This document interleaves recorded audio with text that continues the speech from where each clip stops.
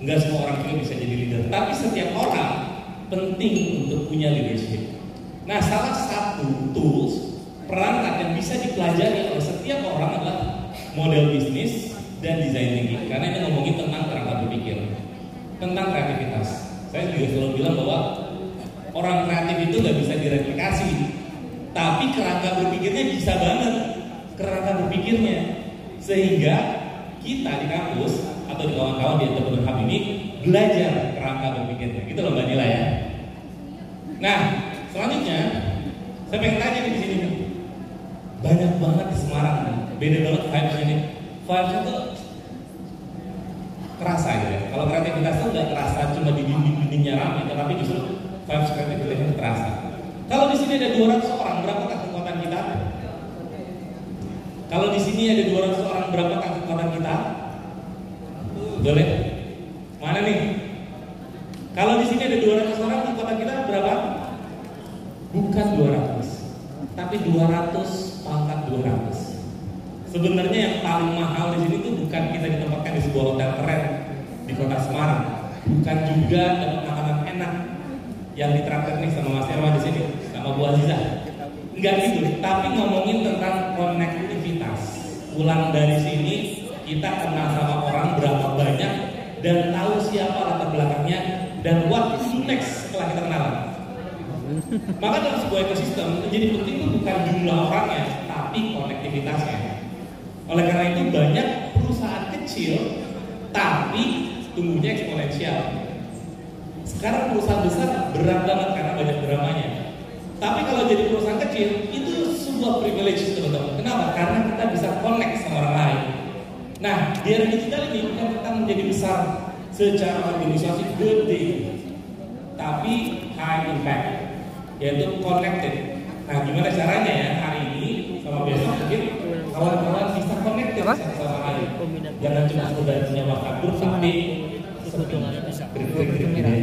Nah, ini contohnya. Kita nggak fokus sama pembina simbol-simbolnya, tapi simbol sama jejaringnya. Ini mungkin diskusi koperasi apa ikut ketika kita banyak ngumpulin orang yang harus kita rawat justru konektivitasnya. Kayak lembaga ya kan? Gimana kita connect satu sama lain? Karena kalau kita bisa connect satu sama lain akan jadi sangat kuat kekuatan.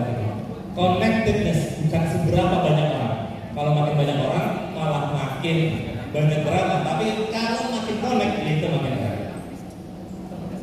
Kalau perusahaan kita kecil, gimana caranya? Tadi Mbak Nila tanya, gimana caranya biar bisa connected, biar bisa eksponensial. Cara berpikirnya nggak bisa tinggi kayak zaman dulu. Harus punya pabrik besar, harus punya karyawan 1000 dan lain-lain. Panjang sekali perjalanannya ke sana. Ini yang kawan-kawan Entrepreneur Hub lakukan, membuat community dan ekosistem boost. Untuk menjadi besar itu cuma tinggal kita mau co-create atau co-creative. Co-creative itu bersama-sama kreatif sama orang tim kita di dalam. Kalau co-creation sama orang luar. Hasilnya apa? Co-evolution. Co-evolution itu bareng-bareng berubah. Nah, saya kira konsepnya kawan-kawan di Kemenpop ini Entrepreneur Hub udah tepat. Tinggal tugas kita sebenarnya nanti pas makan siang, kawan-kawan rajin-rajin tukeran nomor telepon dan make sure bahwa kita ada hal-hal yang perlu dibangun, yaitu connectivitas. Nah, si design thinking ini sebenarnya bukan tentang gimana caranya bikin produk selaku-lakunya, tapi ngomongin mindset. Mindsetnya kira-kira kayak gini. Kalau ada sebuah barang yang kawan-kawan cintai, pasti barang itu life changing, pasti mengubah hidup kita. Yang dijual sama orang itu bukan tentang barangnya, tapi tentang kemampuan barang itu life changing sama dirinya. Meskipun itu sebatas keripik tahu. Keripik tahu bukan dijual sebagai keripik tahu yang crunchy, tapi keripik tahu yang bisa dijual sehingga membuat kita jadi termotivasi buat bekerja lebih enjoy dan menghasilkan pekerjaan yang lebih baik. Nah itu dia. Oleh karena itu menjadi penting bahwa yang kita lakukan itu bukan menciptakan produk, tapi tentang user centricity. Untuk kawan-kawan perguruan tinggi, karena saya latar belakangnya perguruan tinggi. Latar belakang saya adalah teknologi pertanian, di mana anak-anak saya pada awalnya 14 tahun yang lalu saya merasa khawatir kenapa anak teknologi pertanian ada PR nih lulusannya. Karena kebanyakan mungkin yang saya tuliskan banyak jadi pengangguran. Karena tentang pertanian ini agak PR pembangunannya karena harus berkesinambungan. Sementara di Indonesia pembangunan pertanian itu nggak berkesinambungan. Sehingga sebagai dosen teknologi pertanian saya kayaknya anak ini punya masa depan suram kalau saya berdidik.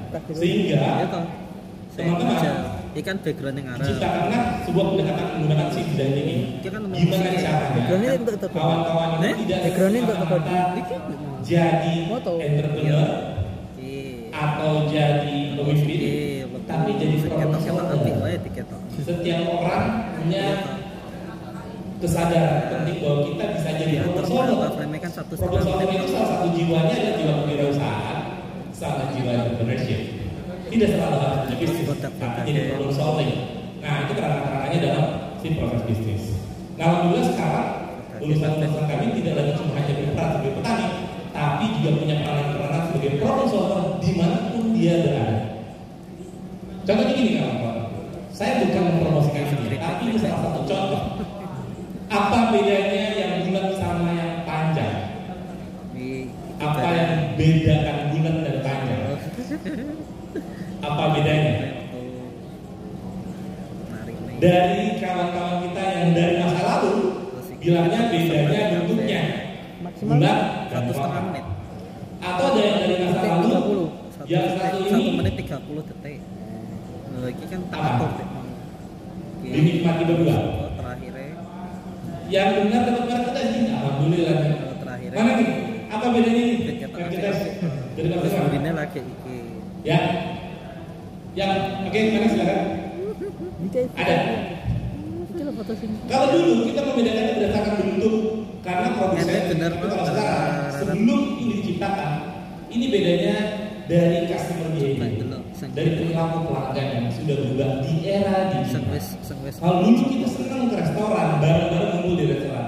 Kalau sekarang di era digital, orang paling senang tuh ngumpulnya di rumah karena bisa nonton Netflix bareng-bareng, bisa makan nasi kemudian makan pizza setelah itu dan jadi seru. Nah, produk itu tidak semestinya dibuat langsung jadi produk. Nah, itu ada yang menyebabkan kegagalan. Tapi banyak perusahaan sekarang yang inovatif itu bisa memetakan customer behavior-nya dulu, baru ciptakan produknya. Nah, banyak kan dari kita ciptakan dulu produk, baru history pusing karena dalam. Nah, ini jadi menarik kenapa? Karena kita dilatih untuk punya berempati. Kita makan yang kedua, ya aku delok di kampus sering kali kita dilakukan prosesnya itu eksperimen. Kemudian begitu bimbingan takut salah sama dosennya. Yuk kita jadi dosen-dosen ini bilang yang memperkenalkan anak-anak yang untuk berbuat salah. Karena di zaman ini kita penting untuk berbuat salah. Tapi yang nggak boleh lah salahnya 2 kali.